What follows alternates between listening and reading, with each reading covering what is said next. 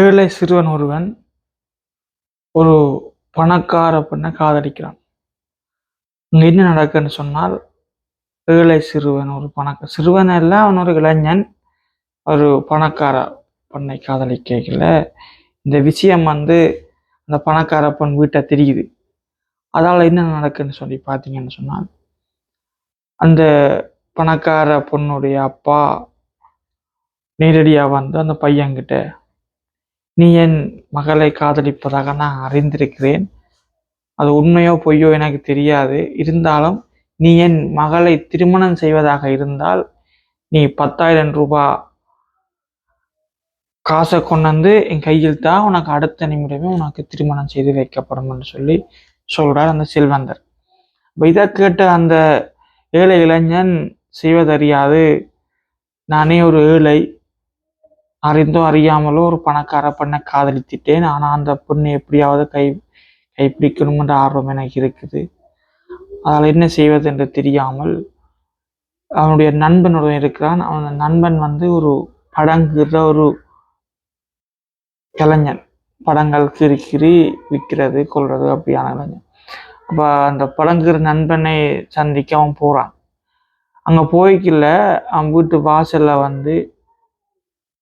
ஒரு மிகவும் ஒரு ஏழ்மையான பிச்சைக்காரன், கிழிந்த உடைகளும் பசி நிறைந்த முகமும் வயிற்று உணவில்லாத வயிறுமாக அவன் நிற்கிறான் சில மாதிரி. அதை பார்த்து கொண்டு அவனுடைய நண்பன் படங்கறி கொண்டிருக்கின்றான். இதை பார்த்த அந்த இளைஞன் முதலாவதாக தான் வந்த விஷயத்தை விட்டு அந்த முதியவரிடம், ஐயா, என்னிடம் உள்ள காசு இவ்வளவுதான், இதை நீங்கள் வைத்து உங்களுடைய பசியை போக்குங்கள் என்று சொல்லிட்டு அவன் வெளிக்கிட்டான். என்ன சொன்ன, அவன் படங்கடி கொண்டிக்க அந்த டைம் அவனை டிஸ்டர்பன்ஸ் பண்ணக்கூடாது என்ற ஒரு நல்ல எண்ணத்துக்காக அவன் அந்த இடத்த விட்டு போயிட்டான். போய் ஒரு சிறிது நேரத்தில் அவன் அந்த நண்பனை கிட்ட, நான் வந்த விஷயத்தை சொல்றேன் என்று சொல்றான். இப்படி நான் ஒருத்தனை விரும்பிட்டேன், அவளுடைய அப்பா இப்படி 10,000 ரூபாய் கேட்கிறார், நான் என்ன செய்வது, என்னோட உதவி செய்ய நீ தான் ஒரு இருக்குன்னு சொல்லி கேட்கிறேன். அவன் சொல்றான், என்ன இது, எனக்கு சோதனையா இருக்கு, ஒரு 100 ரூபாய் 200 ரூபாய் 500 ரூபாய் ஓரளவு நான் ஒழுங்கு பண்ணி தருவேன், நீ 10,000 ரூபாய் கேட்கிறாய், நான் என்ன செய்வேன், என்ன அவ்வளவு வசதி இல்லை என்று சொல்லி மறுப்பு சொல்றான் அந்த படங்குற நண்பன். உடனே அந்த இளைஞன் மன வருத்தத்துடன் வேறு வழி இல்லாமல் வீட்டை போறான். வீட்டை போய் அடுத்த நாள் அதே படங்குற நண்பன் 10,000 ரூபாய் தாள்களுடன் 10,000 ரூபாய் பணத்துடன் அந்த நண்பன் வீட்டை இந்தா அந்த பணத்தை கொடுக்குறான். அப்போ அதுக்கு அவன் கேட்குறான், நண்பா, நீ நேற்று பணம் இல்லை என்று சொன்னியே, கஷ்டம் என்று சொன்னியே, இப்போ இவ்வளோ பணம் உனக்கு எப்படி வந்தது என்று சொல்ல அந்த படங்குற நண்பன் சொல்றான், அருள் உள்ளம் இருந்ததால் உனக்கு கிடைத்த பணம் என்று.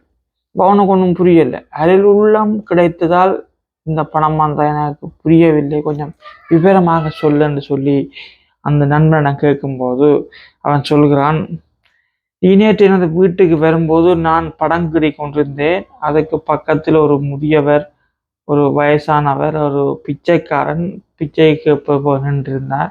நீ அவருக்கு காசு பணம் கொடுத்து உதவி நீ.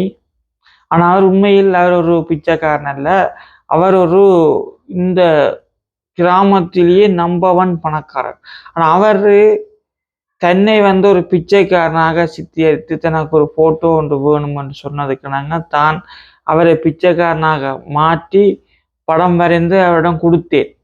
அவர் மகிழ்ச்சியில் அந்த படத்தை பெற்றுவிட்டு எனக்கு சொன்னார், உன்னிடம் உன் நண்பன் உதவி கேட்டதை நான் காதால் கேட்டு நான் இருந்த போதிலும் உன்னால் உதவி செய்ய முடியவில்லை, நான் உதவி செய்கிறேன், இந்த 10,000 கொண்டே உன் நண்பனை கொடு, அந்த பணக்கார பொண்ணை மனம் முடிக்க சொல்லு, இதை விடவும் இன்னும் ஏதாவது உதவி தேவையென்றால் என்னிடம் வாருங்கள், இருவரும் என்னிடம் வாருங்கள், நான் முடிந்த உதவி உங்களுக்கு செய்வேன் என்று சொன்னவர் என்று சொல்லி அந்த பழங்குகிற நண்பன் தன் நண்பனுக்கு சொல்றான்.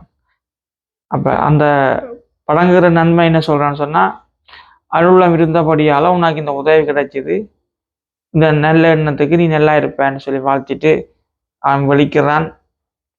இந்த இளைஞனம் வந்து அந்த 10,000 கொண்டு போயிட்டு மாமாட்ட கொடுத்து மகளை கல்யாணம் முடிக்கிறார். இந்த கதை பிடித்திருந்தா ப்ளீஸ் சப்ஸ்கிரைப் பண்ணுங்க. இது போல நிறைய கதைகளை கண்டிப்பாக உங்களுக்காக நான் கொண்டு வருவேன். Subscribe, please subscribe.